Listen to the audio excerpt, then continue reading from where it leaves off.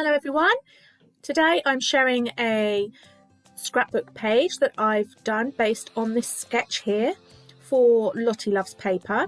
Every week we are setting a new sketch challenge, and when I saw this sketch it was quite out of my comfort zone, but I really liked it, and with the new Paige Evans Bungalow Lane collection I knew exactly what I wanted to do. I hadn't ordered very much of the collection, but one of the sheets of paper I had got was the one with all the leaves on, and the reason I bought it was simply for fussy cutting. So when I saw the sketch I just knew what I was going to do.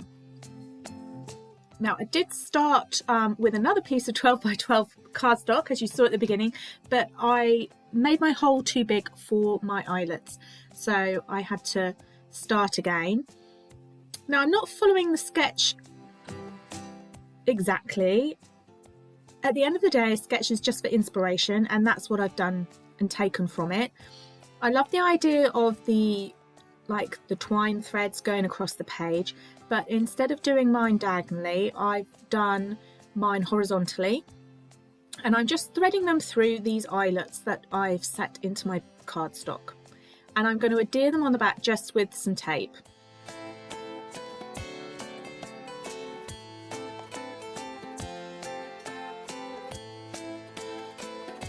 So I've got some really cute photos from a couple of years ago, I think. I don't even think it was last year. It might possibly a year, 2 years ago, and we'd gone out on a lovely autumnal walk at a local National Trust place called Ashridge Estate. We had gone to see if we could see the deer, and they usually all congregate in one big field in the middle of these woods, but we couldn't find them anywhere.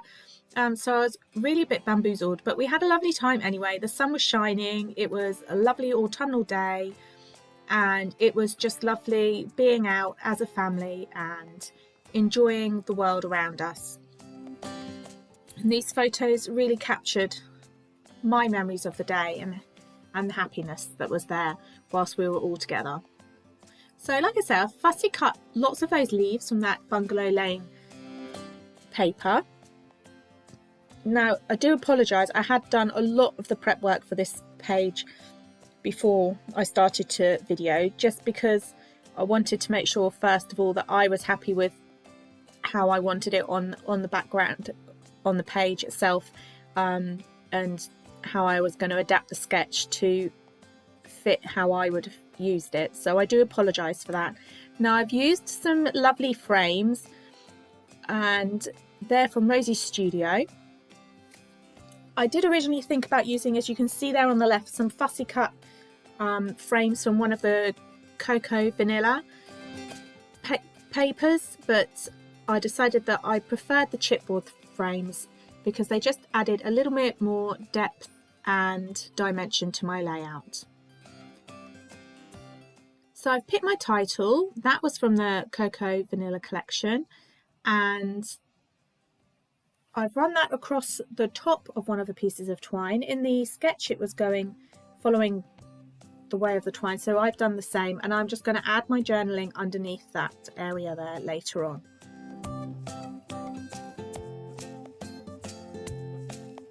So I really did pull out all my bits and bobs for this, and I remembered that I had some gorgeous bramble fox perspectives of some autumnal leaves and a few little critters that you would find in the woodland. That super cute little hedgehog and the adorable pink deer at the bottom. I just think they're absolutely gorgeous, so I really wanted to try and incorporate some of those on my page. So I'm happy with where my frames are now, and I've stuck those down with some double-sided tape, and I've built up my embellishment clusters of leaves around those frames, but I felt the background was a little bit stark, so I'm adding some stenciling using a Vicky Boutin stencil and just some Distress Oxide ink.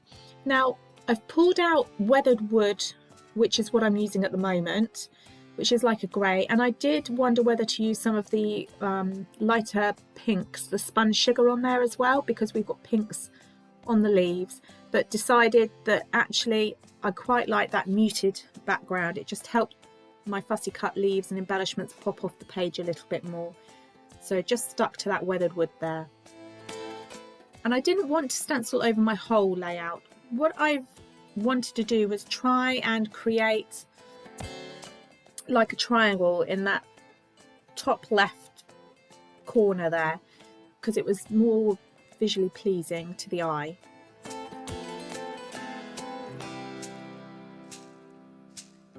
So now I'm bringing in some of those gorgeous like crepe papery leaves from the Paige Evans Bungalow Lane collection. They are absolutely gorgeous, and I love the fact that they've got some stitching on them and the texture that they add to your pages. And I wanted it to look like the leaves were sort of falling down my page. So now I'm adding in some of those really cute Bramble Fox perspectives. And I think they go really, really nicely actually with this collection. I love the fact that the colours from the Cocoavanilla, the Paige Evans and the Rosies Studio all sort of tie in with one another and look really nice and complement one another. So I'm building up my embellishment clusters a little bit more now. I'm adding some gold thread.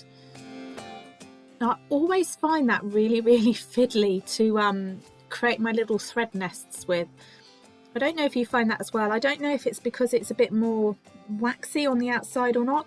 So I tend to wrap them around my finger and then almost like roll the nests in my hand, in between my fingers a little bit, just to try and knot them up a bit and keep them in position,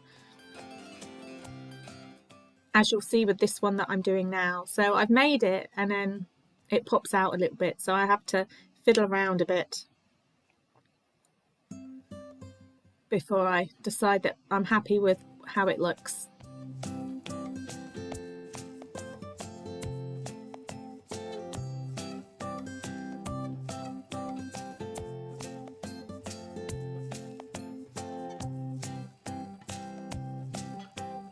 So just sticking down some of my Bramble Fox perspectives now. That's a super cute little hedgehog. And this is where I decided to create that visual triangle that I was talking about. I extend my stenciling out more to that top right hand side, and as you'll see with the end layout, I also go past that big cluster of leaves as well.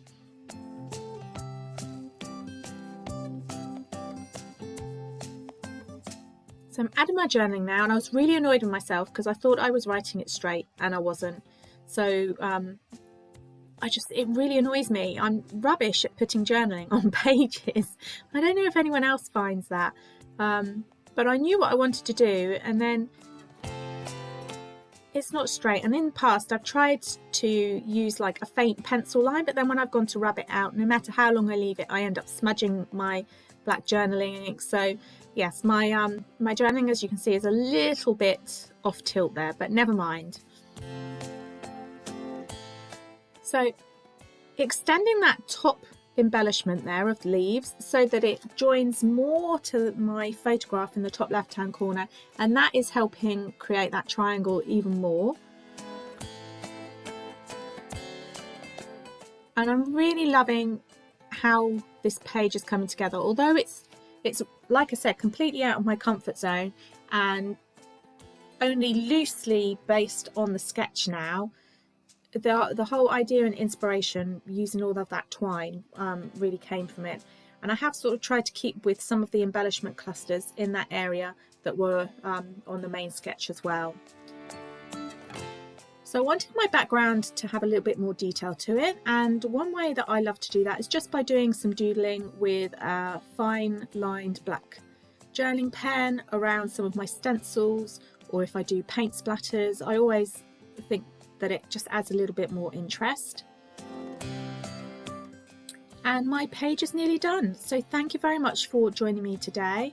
I hope that the Lottie Love paper sketch has maybe inspired you to do something a bit out of your comfort zone and give it a go. We'd love to see it on the Lottie Loves Paper Facebook page. New sketch goes up Thursday, so you don't have long to have a go at this sketch. if you want to be in with a chance of winning a prize. If you've liked this, please give it a thumbs up and subscribe. That would mean the world to me, and I'll see you all again soon. Thanks then, bye.